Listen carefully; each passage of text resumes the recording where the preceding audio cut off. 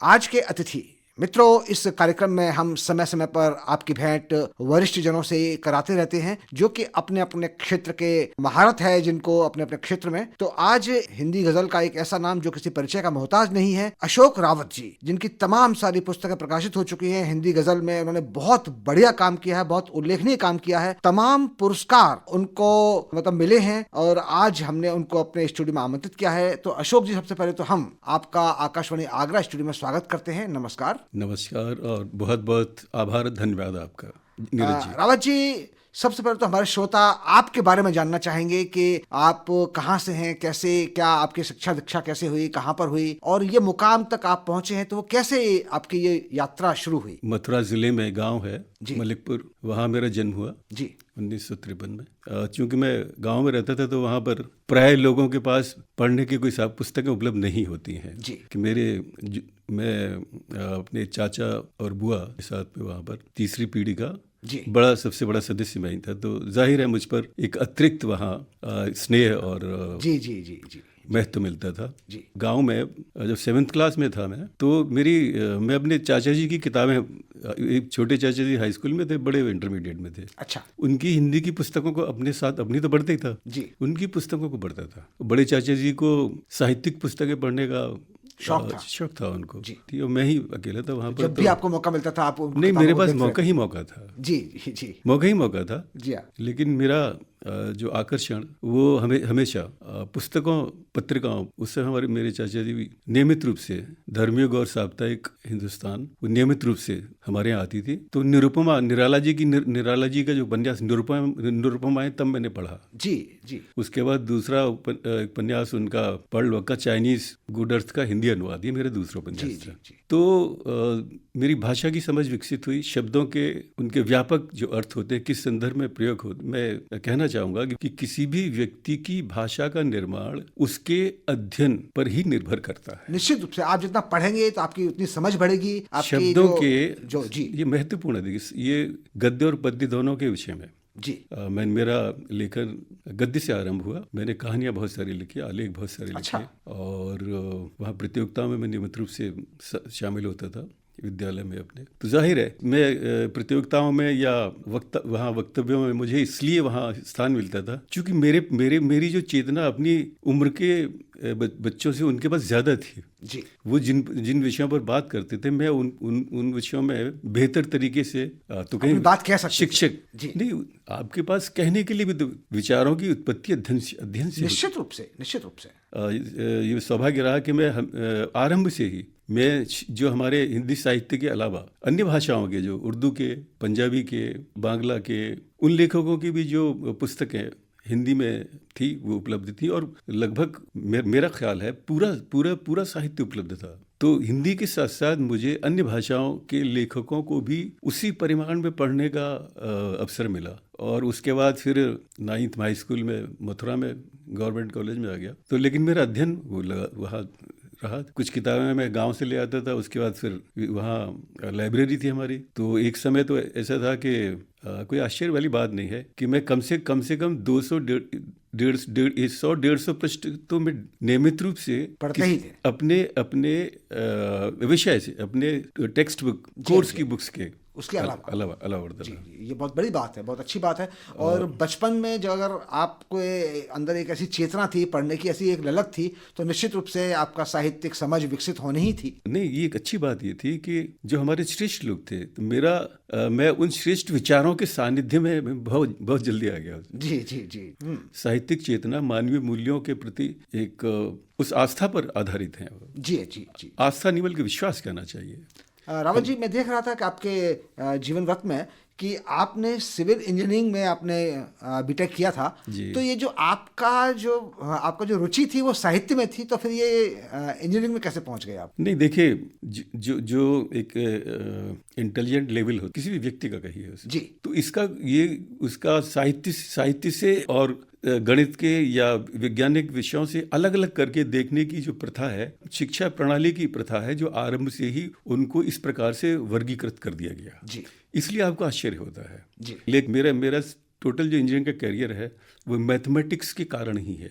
अच्छा। मैं मैथमेटिक्स की किताबों को हाई स्कूल में उस ज़माने की बात है नीरज जी, जबकि गणित का जो परीक्षा फल होता था वो बमुश्किल 10% बच्चे पास होते थे, 90% फेल हुआ करते थे। जी हाँ, जी हाँ। मैं 9th-10th में उस समय गणित की पुस्तकों को ऐसे पढ़ता था जैसे जैसे किसी साहित्य की पुस्तक को पढ़ रहा हूँ। मुझे जो सबसे कठिन जो प्रश्न होते थे उनको सॉल्व करने में मेरा सबसे आनंद उसमें आता था। और साहित्य की एक सबसे बड़ा वरदान होता है जो व्यक्ति नहीं समझता, कि उसको एकाग्रचित्त होने का एक एक प्रशिक्षण मिलता है उसको। जी। आपकी चिंतन शक्ति आपकी विस्तृत होती है। जिन दृश्यों को, जिन विचारों को, जिन भावों को आप व्यावहारिक रूप में आपके आसपास के जीवन में वो जो कैरेक्टर्स उस प्रकार के नहीं होंगे जिन्होंने इतना संघर्ष किया होगा, मानवीय मूल्यों के लिए उन्होंने बलिदान किया होगा, उस साहित्य वो कैरेक्टर जो है कहीं और नहीं है। साहित्य एकमात्र स्थान है जहाँ पर मानवीय मूल्य में, मैं सामाजिक मूल्य की बात नहीं कर रहा हूँ, मैं मानवीय मूल्यों की बात कर रहा हूँ। मानवीय मूल्य किसी परिधि में, गांव की, शहर की, देश की, प्रदेश की परिधि में बंधे नहीं होते। निश्चित रूप से बिल्कुल सही बात है। मानवीय मूल्यों की व्याख्या उस तरह से नहीं की जा सकती, और ये तो एक मनस चेतना की बात है। और ये जो पूरा जो समाज है, उस समाज के हर व्यक्ति के अंदर होता है ये। देखिए, समाज के भिन्न स्वरूप हैं, और समाज और भाषा जो परिवर्तित होती हैं। अब हमारे भारत में तो आप देखिए हर 10 किलोमीटर पे एक बोली बोली चेंज हो जाती है, बोली बदल जाती है।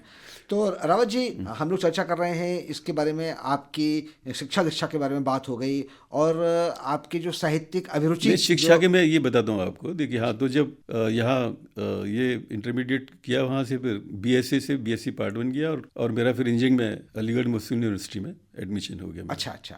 लेकिन गड़बड़ ये हुई कि मेरी हाई स्कूल मैंने 13.5 वर्ष की अवस्था में किया था। अच्छा। तो उसके वो अंतिम वर्ष था, उसके बाद उन्होंने मिनिमम उसको 14 वर्ष कर दिया था। अच्छा। तो मुझे जो इंजीनियरिंग का 4 साल का कोर्स था जी, जो इंटरमीडिएट के बाद जो लोग बच्चे जाते थे उनको उसमें एडमिशन मिल सकता था। जी।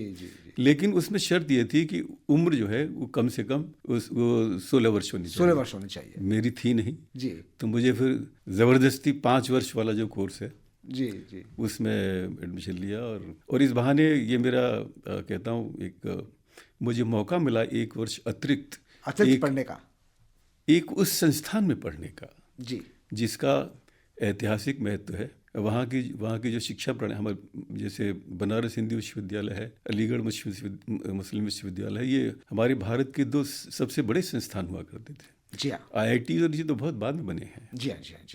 ये तो बाद में AMU और BHU। हाँ, अलीगढ़ यूनिवर्सिटी बहुत पुराना, पहले oriental college Sir Syed Ahmad ने बनाया।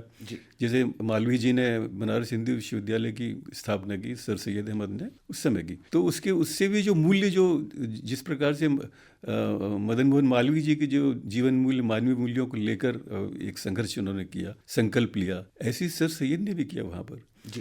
तो हर संस्कृति में बहुत सारी चीज़ें समान होती हैं। जी हाँ। जिसको लोग, हम उसको किस प्रकार से ग्रहण करते हैं एक अलग बात है। तो मैं वहाँ 5 वर्ष उस ऐसे वातावरण में रहा जहाँ पर कम से कम आधुनिक संदर्भ में महसूस करता हूँ कि जब तक हमारे संपर्क ही लोगों से नहीं होंगे, मिलेंगे नहीं, बात ही नहीं करेंगे, किसी के दिल की बात को समझेंगे नहीं, तो कोई रिश्ता दुनिया का कोई यानी आपके कहने का मतलब है कि कम्युनिकेशन गैप नहीं होना चाहिए। वही कह रहा हूँ, जब जितना आप विविध रूप से लोगों से मिलेंगे, ये मेरा सौभाग्य रहा। जी कि तो उसके बाद में रावत जी, जब आपका बीटेक हो गया, उसके बाद में आप जॉब में आ गए होंगे। Exactly. तो जॉब के बाद में या जॉब के दौरान ही आपके लिखने पढ़ने का शुरू हो गया?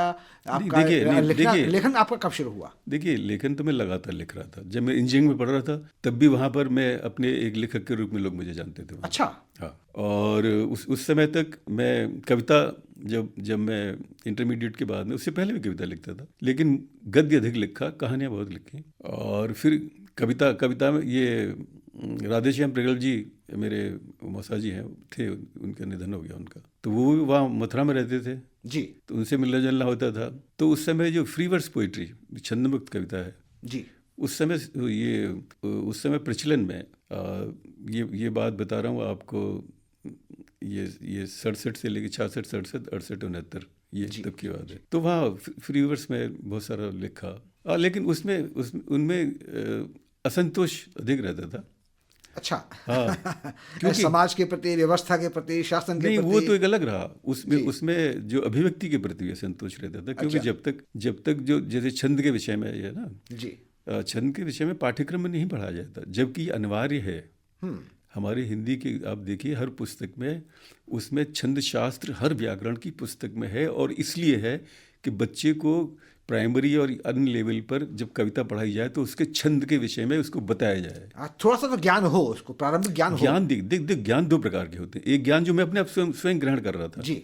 एक ज्ञान जो होता है जो अनिवार्य है, आपको होना चाहिए जी, जी, और पढ़ाया जाने, लेकिन उस परंपरा की ओर किसी ने ध्यान नहीं दिया और वो उसके विवेक पर छोड़ दिया किसी लोगों के। तो जाहिर है मेरा जो रुझान था वो छंद की रुझान था। तो ये कविता तो जब इंजीनियरिंग में पढ़ रहा था तब भी मैं लिख रहा था, लगातार लिख रहा था, गद्य भी लिख रहा था जी। लेकिन उसके साथ साथ जब मैं 4th ईयर में था 74-75 में, तब ये दुष्यंत कुमार की गज़लें हैं हिंदी में, इनका प्रकाशन जो महत्वपूर्ण पत्रिकाएं हैं जी, उसमें सारिका भी है, धर्मयुग भी है शायद, और ये हिंदुस्तान भी है, और कल्पना एक पत्रिका हुआ करती थी उनमें छप रही थी। तो मैं चूँकि बाकी चीज़ों के पास मेरी रुचि नहीं थी, मेरा एक ही शौक था कि मुझे पत्रिकाएं और पुस्तकें पढ़नी है। तो वहाँ लाइब्रेरी में तमाम मुझे जब अलीगढ़ मुस्लिम यूनिवर्सिटी की बड़ी विशाल लाइब्रेरी है और भव्य लाइब्रेरी है वहाँ पर,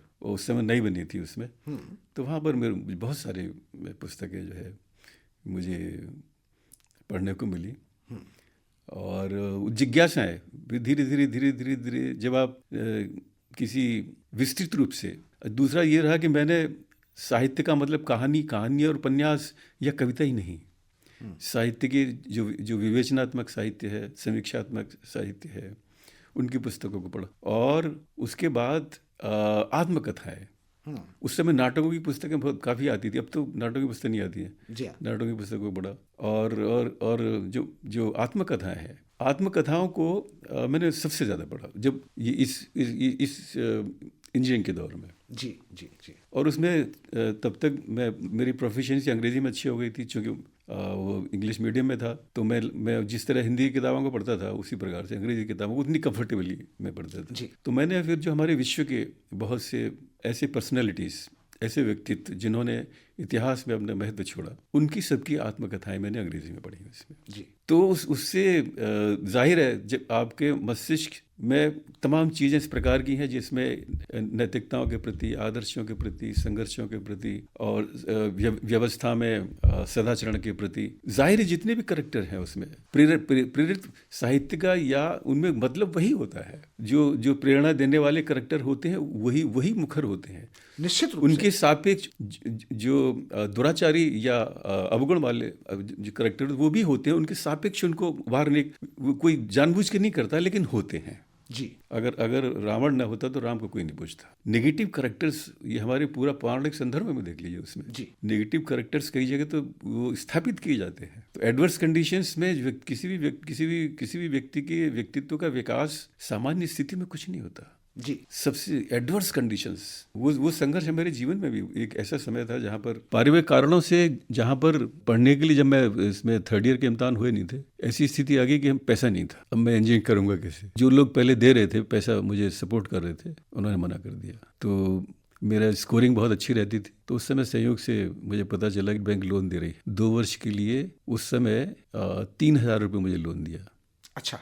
1500 कर कुछ ट्यूशन में करता था, जहाँ पर आपको लगता है सब अंधेरा हो गया है, कैसे वहाँ पर कोई ना कोई एक रोशनी की किरण आपको मिली। देखिए वो मिलती तब है जब आपके व्यक्तित्व में ऐसा कुछ अपने आप को कष्ट सहने के लिए जब तक आप तैयार नहीं है जी। संघर्ष वही व्यक्ति कर सकता है जो किसी भी विपरीत परिस्थिति का सामना करने के लिए पहले व्यक्ति मानसिक रूप पर विकसित और तैयार होता है, उसके बाद वो व्यवहारिक स्तर पर उसका सामना करता है। जी हाँ, जो आपने बताया तो उन संघर्षों से निकलकर उन संघर्षों में तप कर ही जब व्यक्तित्व में निखार आता है और वो निश्चित रूप से आपके व्यक्तित्व में, आपके लेखन तपना तो मैं नहीं महसूस होता है। जब मैं आपको पढ़ता हूँ, आपको देखता हूँ। नहीं, तपना तो देखिए नहीं कहना, मैंने ऐसा कोई काम नहीं कहा जिसको मैं तपस्या, देखिए ये अपने आप को ग्लोरीफाई करना है। ये आपका बड़प्पन है, लेकिन जो आपकी रचनाओं में, आपके संदर्भों में जो दिखता है, जो हम पढ़ते हैं, महसूस करते हैं, वो निश्चित रूप से आपका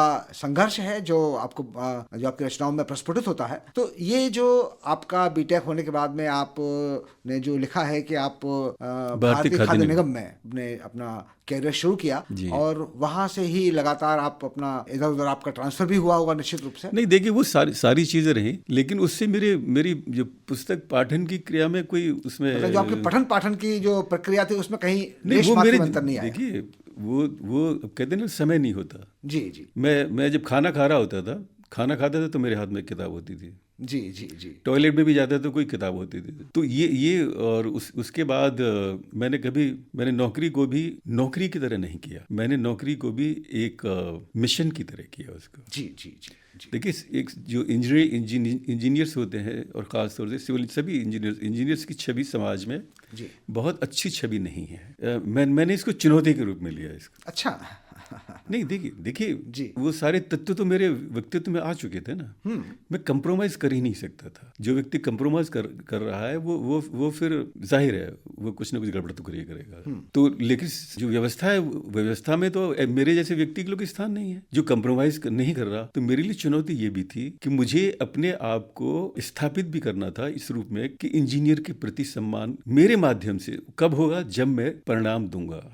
मेरे ईमानदार होना मेरा अवगुण नहीं होना चाहिए। क्या विश्वास करेंगे, सरकारी नौकरी में कोई ऑफिसर जो है वो रात के 10 बजे तक बैठा है, 12 बजे तक बैठा ऑफिस में। कभी मैं जब वहाँ जोनल ऑफिस में था, डिप्टी जनरल मैनेजर, तो आप इतना तो समझते होंगे कि जो हाईएस्ट पोस्ट होती है वो जनरल मैनेजर, फिर उसके बाद डायरेक्टर्स में आ जाते हैं। उसमें असाइनमेंट्स बहुत बड़े बड़े होते हैं। मैं जो 8 स्टेट्स हैं नॉर्थ जोन का, उसका इंजीनियरिंग का हेड था। बड़ी समस्याएं थी इंजीनियरिंग से, उसमें मेंटेनेंस से, कंस्ट्रक्शन, उनका निवारण जब तक मैं नहीं करने में समर्थ होता तो मुझे कोई सम्मान नहीं देता। मुझे भी वैसे लोग गालियां देते, अरे ये तो यार ऐसे ही है, कुछ नहीं होता। मतलब आपने अपने काम के प्रति आपके अंदर एक जिजीविषा थी। और देखिए, जिजीविषा भी उत्पन्न वहीं से होती है जब तक आपके पास अपने अंदर एक आत्मविश्वास होता है। नहीं, देखिए आत्मविश्वास होती है नहीं, देखिए विषयों के प्रति आत्मविश्वास है वो जुड़ा है आपकी शिक्षा जो आपने ग्रहण की है, उसके एप्लीकेशन, उसके एप्लीकेशंस को। जी। उसके बाद फिर, क्योंकि अल्टीमेटली डॉक्टर जो है कितना पढ़ाई आगे, जब तक उसके पेशेंट को ठीक नहीं करेगा तो उसकी डॉक्टर बेकार है।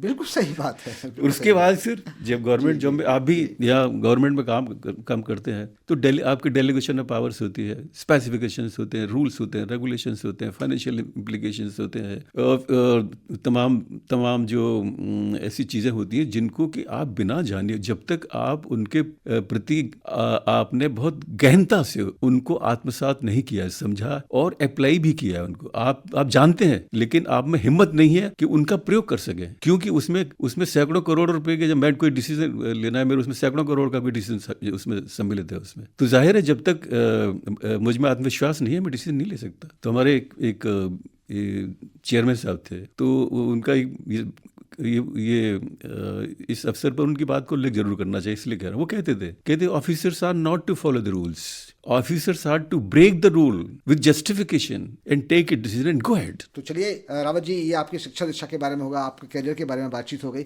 आपने। और जैसा कि मैं इस लिस्ट में देख रहा था कि आपके तमाम सारे प्रकाशन आ चुके हैं। देखिए, प्रकाशन 2 प्रकार से होते हैं। एक तो जब मैं नौकरी में भी था तब भी मैं मेरे ख्याल से मैं जितने व्यापक रूप से पूरे हमारे देश के समाचार, हिंदी के समाचार पत्रिकाओं में और इसमें तो प्रकाशन 2 प्रकार का होता है। उसमें तो तमाम सारी रचनाएं छपती ही रहती हैं। छपती रहती नहीं है, नहीं, फिर ये कैजुअल नहीं है वो चीजें। नहीं, कैजुअल की बात नहीं है रावत जी। मैं ये कह रहा हूँ कि आपके पत्र पत्रिकाओं में, तमाम सारे देश की पत्र पत्रिकाओं में रचनाएं आपकी छपती ही हैं। मैं जो अब की बात नहीं कर रहा, वो ये सिलसिला चल रहा था लगभग। आपके व्यक्तिगत रूप से जो आपके कितने संग्रह आ चुके हैं, कितने, मैं ये पूछना चाह रहा हूँ। अभी मेरे 5 गजल संग्रह प्रकाशित है। जी।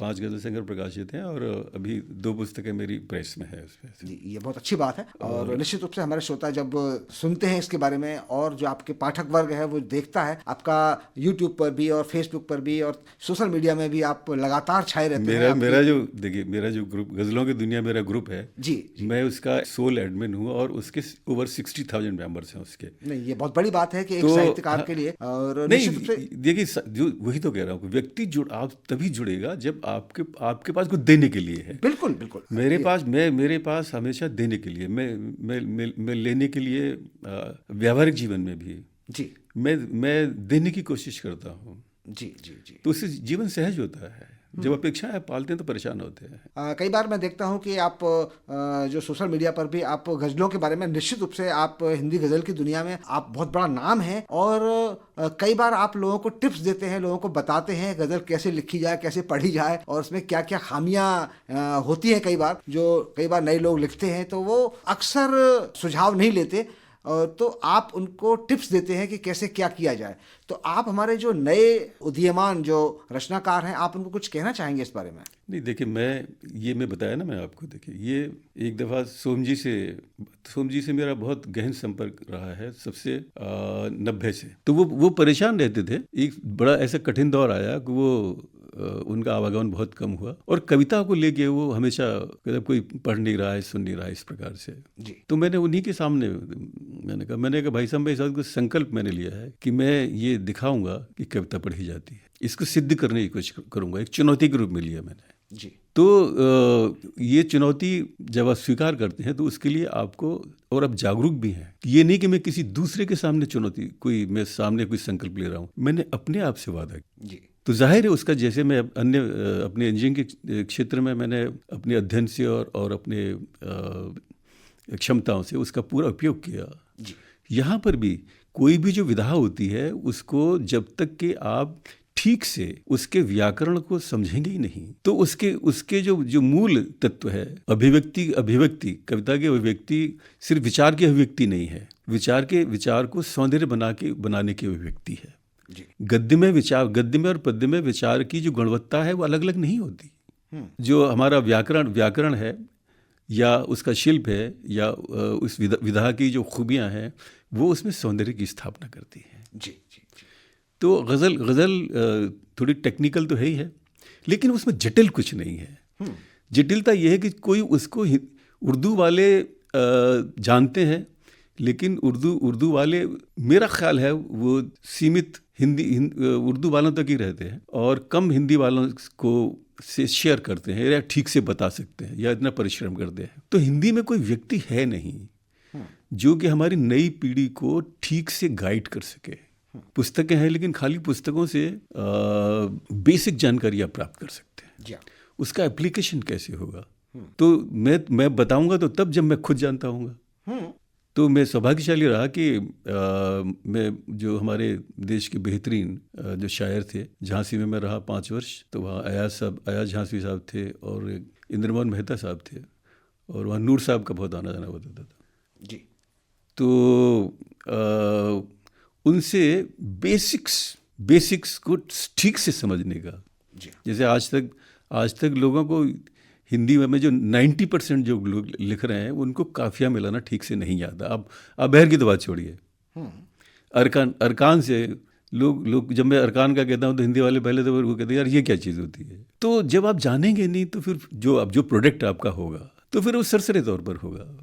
तो मुझे इस बात का संतोष है कि मैंने एक हिंदी गज़ल के साथ साथ उर्दू गज़ल के भी जो तमाम लोग हैं, काफ़ी लंबे समय से मैंने उस नई पीढ़ी को जो बातें आपसे कर रहा हूँ वहाँ तक मैं उनको सहयोग किया है उनसे। और एक ख़ास तौर से जो भाषा को लेकर है कि हिंदी खड़ी बोली जो है अभी तो 150 साल का इतिहास है। कविता की भाषा बनते बनते आगे बढ़ जाती है, तो गज़ल की भाषा जो है पिछले दुष्यंत के बाद से 30-40 साल में तो बन नहीं सकती ना। तो मेरा जो मूल जो काम है, जो हिंदी गज़ल की भाषा का निर्माण है। किसी भी साहित्य की भाषा का निर्माण इतना आसान नहीं होता, इसीलिए लोग उर्दू की तरफ उर्दू और फारसी उसकी तरफ भागते हैं, जिनको बनी बनाई चीज़ें हैं वहाँ पे, बने बनाए प्रतीक हैं, लेकिन वो लिमिटेशंस हैं उनके। जी जी जी जी जी जी जी। उनके लिमिटेशंस हैं। आप जब आप हिंदी की ओर मुड़ते हैं तो आपके पास एक वृहद संसार है। ऐसा नहीं है कि वहाँ कोई वृहद नहीं है, लेकिन अभी बहुत समय लगेगा, क्योंकि जिस तरीके से मैं सोच रहा हूँ बहुत सारे लोग सोच रहे होंगे। लेकिन वो जब तक वो अपने लेखन से अपने समय को बताने में या अपनी बातों को वहाँ तक पहुँचाने में किसी प्रकार से अगर नहीं है तो बहुत समय लगता है। जी जी जी। तो आप नए रचनाकारों को कुछ कहना चाहेंगे? हमें यही तो जो आप ये सारी बातें नए रचनाकारों के लिए तो है। तो नए रचनाकार मेरे बहुत सारे लोग, देखिए मैं बता रहा 60,000 लोग जो है वहाँ पर, उसमें से कम मैं समझता हूँ उसमें 5,000 से ज़्यादा उसमें सब रचनाकारी हैं। रचनाकार हैं। हाँ जी। तो वो लेकिन मेरे पास उनकी क्षमता मैं पहचान लेता हूँ कि इसमें कितनी क्षमता है। मैं उससे उनको बताता भी हूँ, समझाता भी हूँ। और उसमें बहुत सारे लोग हैं। निश्चित रूप से आपके सहयोग से, आपके माध्यम से, आपके दिशा निर्देश में नए लोग और अधिक निखरेंगे और आप बहुत अच्छा लेखन करेंगे। इसी उम्मीद के साथ हम ये चाहते हैं कि आपका जो सफ़रनामा है, आपका जो लेखन है लगातार चलता रहे। आप नए नए निर्माण करते रहें, सृजन करते रहें, और आपको तमाम सारे पुरस्कार भी मिले हैं। उत्तर प्रदेश हिंदी संस्थान से भी आपको पुरस्कृत किया गया है। तो इस पुरस्कार से मेरे लिए सबसे एक महत्वपूर्ण है कि मेरी एक गज़ल है जो ऑक्सफोर्ड यूनिवर्सिटी प्रेस पब्लिकेशन से, वो टेक्स्ट बुक है 8th क्लास की जी। तो वो पिछले 10 वर्ष से CBSE बोर्ड की है वो जी। और जो सबसे महत्वपूर्ण बताया ना, CBSE बोर्ड की और ऑक्सफोर्ड यूनिवर्सिटी प्रेस से, तो जाहिर है पूरे देश में पढ़ाई जाती है वो। निश्चित रूप से वो हिंदी पब्लिकेशन है। तो अच्छा। उसमें 10 साल से मैं गज़ल मेरी पढ़ाई जा रही है वहाँ पर। दूसरा भी इस साल उन्होंने मुझे एग्रीमेंट किया, ये गज़ल मेरी और उन्होंने शामिल की है। तो मेरे लिए ये ज़्यादा महत्वपूर्ण है जी कि मेरा लेखन कहीं वो दूसरी उस पीढ़ी तक पहुंच रहा है कि नहीं पहुंच रहा। बिल्कुल बिल्कुल बिल्कुल। तो उस जो आपकी गज़लें, आपके जो CBSE बोर्ड ने अपने पाठ्य पुस्तकों में लगाई हैं, उसकी कोई गज़ल के कुछ शेर आपको अगर याद हो, एक आध कोई? हाँ मैं चूँकि अचानक है तो मुझे थोड़ा सोचना पड़ेगा उसको जी। हाँ, वो गज़ल है, सुनिएगा। उसमें फूलों का अपना कोई परिवार नहीं होता, फूलों का अपना कोई परिवार नहीं होता, खुशबू का अपना कोई घर द्वार नहीं होता, खुशबू का अपना कोई घर द्वार नहीं होता। और हम गुजरे कल के सपनों का, हम गुजरे कल की आँखों का सपना ही तो है, हम गुजरे कल की आँखों का सपना ही तो है, क्यों माने सपना कोई साकार नहीं होता। और शेर है इसमें कि इस दुनिया में अच्छे लोगों का ही बहुमत है, ऐसा अगर न होता ये संसार नहीं होता। क्या बात है, बहुत खूब। इस दुनिया में अच्छे लोगों का ही बहुमत है, ऐसा अगर न होता ये संसार नहीं होता। और एक शेर है इसमें कि कितने ही अच्छे हों कागज़ पानी के रिश्ते, कितने ही अच्छे हों कागज़ पानी के रिश्ते, कागज़ की नावों से दरिया पार नहीं होता, कागज़ की नावों से दरिया पार नहीं होता। बहुत खूब बहुत खूब बहुत खूब। और एक शेर है कि हिम्मत हारे तो सब कुछ नामुमकिन लगता है, हिम्मत हारे तो सब कुछ नामुमकिन लगता है, हिम्मत कर लें तो कुछ भी दुश्वार नहीं होता। और आखिरी एक शेर था कि इसमें संयोग से मुझे याद आ गई पूरी, कि वो दीवारें घर जैसा सम्मान नहीं पाती, जिनमें कोई खिड़की कोई द्वार नहीं होता। बहुत खूब बहुत खूब बहुत खूब। इस दुनिया में अच्छे लोगों का ही बहुमत है, ऐसा अगर न होता ये संसार नहीं होता। ये सुनिए, ये जो शेर है द्वारका प्रसाद महेश्वरी जी ने अपनी आत्मकथा में 2 जगह उल्लेख किया इसका। मेरे सौभाग्य की बात है, शेर में कोई खासियत नहीं, बड़ी बात नहीं है, ये उनका स्नेह है। ये बात बिल्कुल सच है कि संसार में अच्छे लोगों की कमी नहीं है, और ये इसी सकारात्मक दृष्टिकोण के साथ ये समाज चलता है, देश चलता है, और ये विश्व चलता है। ताकत के साथ मैं बच्चों तक पहुंचा रहा हूँ इस दुनिया में अच्छे लोगों के। ये बहुत बड़ी बात है, और आप ऐसे ही अपनी लेखनी के माध्यम से आगामी पीढ़ी को जागृत करते रहें, अपना लिखते रहें, अपना जो भी कुछ बेहतरीन है वो समाज को देते रहें। इसी आशा के साथ, इसी मनोकामना के साथ, और आपके बेहतर स्वास्थ्य के साथ आपसे अनुमति चाहेंगे। बहुत बहुत आभार, बहुत बहुत धन्यवाद। आपका भी नीरज जी बहुत बहुत धन्यवाद कि आपने मुझे अवसर दिया, और शायद ये आपके ऑल इंडिया रेडियो के माध्यम से कुछ लोगों तक और बातें पहुंचेंगी। बहुत बहुत धन्यवाद आपका।